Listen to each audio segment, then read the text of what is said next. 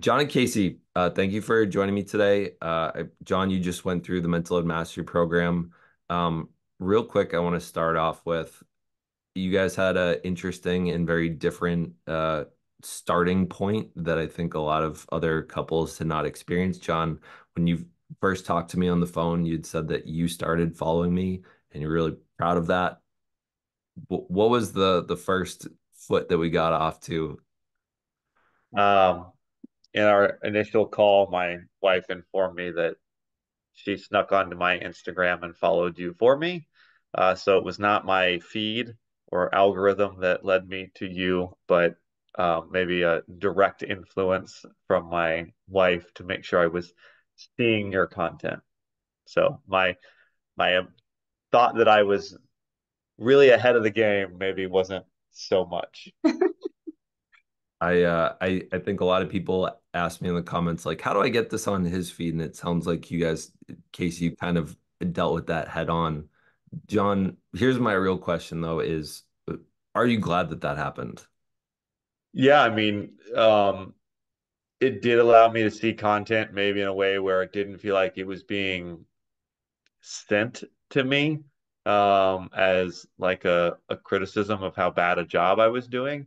It allowed me to maybe ingest it in a different way, and it did lead me to going and signing up for the course a little unprovoked because I did see value in the content and did think it would be good for me and our relation. Knowing that something needed to change, it felt like a good choice for me. So yeah, I mean, it ended up doing good, although it was a bit disappointing to learn that I didn't do it all on my own. I think a lot of folks come in saying that a lot of what happens is they're getting into tough discussions, almost arguments, and then the guy's operating out of fear for the next couple weeks. He's doing really well, then he goes back to status quo, and then resentment builds back up, and then another argument happens. I know that can happen even in my relationship with Alyssa. I think that was part of some of our conversation that things like that were happening. How would you say some of the that cycle, how has it changed since going through this program for either of you? First. I think that I've maybe learned some. I think the way I put it during the course was like I felt like I learned a new language that allowed me to maybe have to better not only understand Casey, but also better express myself so that a lot of the things that were causing arguments or the way we were expressing ourselves during arguments wasn't allowing us to really have a full understanding. And by learning a language that allowed me to express my emotions in a way that Casey could understand it, allowed us to maybe avoid some of the longer, bigger fights and allow them to become productive conversations. And being a guy, my emotional intelligence coming into this was relatively small. So learning good ways of expressing emotion rather than just the ones that I've grown up with, I think was a valuable tool. Casey, same question to you. Sorry, can you repeat the question? I know that there's like a cycle that I think is really common for Mhm. a lot of people is the guys are falling short, resentment builds, and then turns into a big argument. I think one of the Mhm. huge concepts I really work on with folks is having a weekly meeting, trying to get ahead of those things, giving a more safe space to have those conversations. How do you think that that's affected that cycle for the two of you?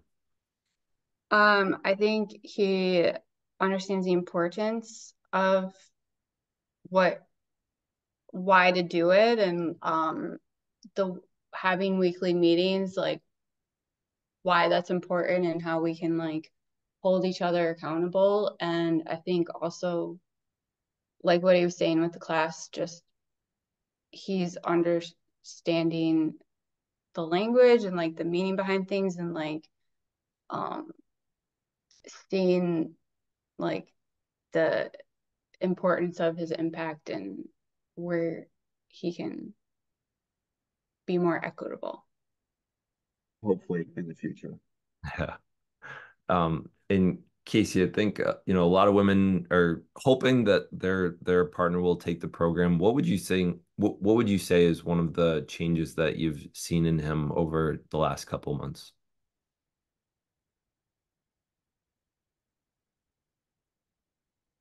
Um, I think he's starting to like get the importance of taking ownership of things. I think he's working on it, but like understanding that like his time isn't more valuable than mine and understanding everything that I'm already doing and how he contributes to that and why it's important to not value work over family and making a place for all of that in our lives. I think similarly, I know you'd said earlier today is that there was a moment of validation when you guys completed the Carol Oat assessment with Persist. And John, I know that you and I have talked quite at length throughout the program of like your experience of feeling like you're owning most of the mental load on things. And you guys went through that process together over the last 2 weeks and came to it sounded like a much more clear conclusion between the two of you of like where things stand. Mhm. It sounded like previously it was like he felt like he was doing all this and she was doing this, and then vice versa. Casey, you thought you were up here and thought he was down here. It sounds like you guys have come a little bit closer to the middle, but probably a little bit more of what Casey had saw. Um, what do you think? What has that experience been like for you? Feeling like you're a little bit more on the same page. Um, I think I think it just gives a better perspective of what our reality is and where we need to make improvements. Yeah, I mean, I think for me, it's also being able to look and understand like there's certain things like I can't take over, like I can't take care of our kid during the time where I'm working. And getting an understanding of the other things that are involved in the day-to-day life of maintaining our household and the other things that are there and being able to actually understand what areas I can affect and what I can do to help um, with taking load off of Casey, but also ways in which I can make sure I'm not adding load to her with the way I do things. Gotcha. And I know we just spent quite a bit of time like working on some executive functioning skills, habits that we're working on to improve things. And that's something that's ongoing for you. Well, thank you too for taking the time to be with me, John. I know you got to go. I appreciate you guys sharing your experience for people that are looking at doing the program. Thank you. Mhm. Thank you. You're welcome.